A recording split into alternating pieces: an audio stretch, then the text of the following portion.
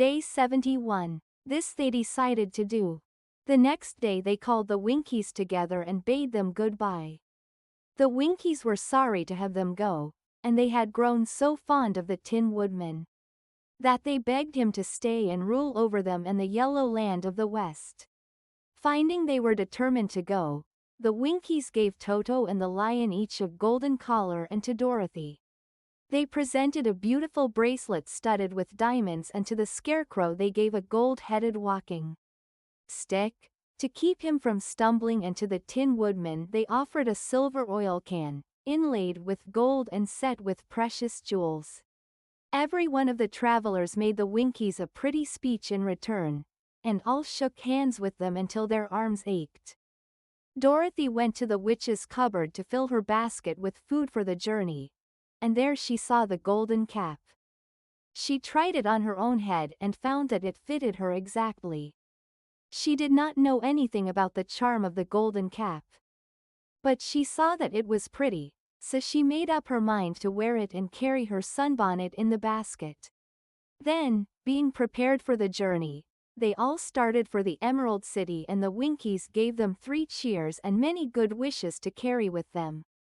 Chapter 14. The Winged Monkeys. You will remember there was no road, not even a pathway, between the castle of the Wicked Witch and the Emerald City. When the 4 travelers went in search of the witch, she had seen them coming, and so sent the winged monkeys to bring them to her.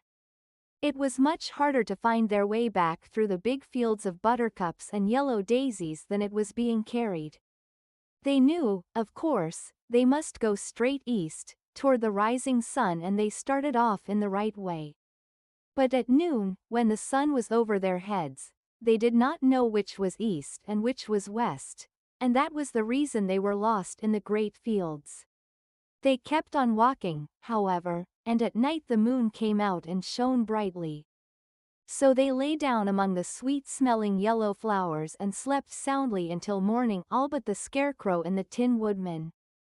The next morning the sun was behind a cloud, but they started on, as if they were quite sure which way they were going.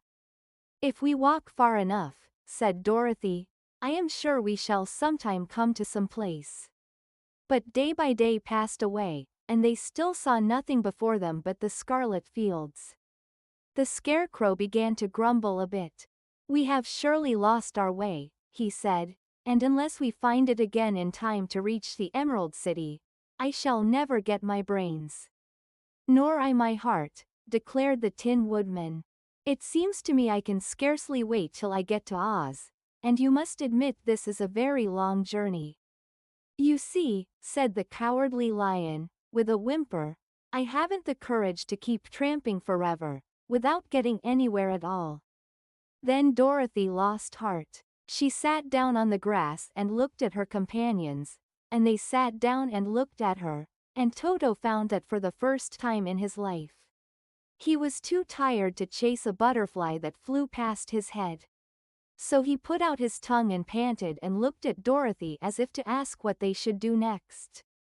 "Suppose we call the field mice," she suggested. "They could probably tell us the way to the Emerald City."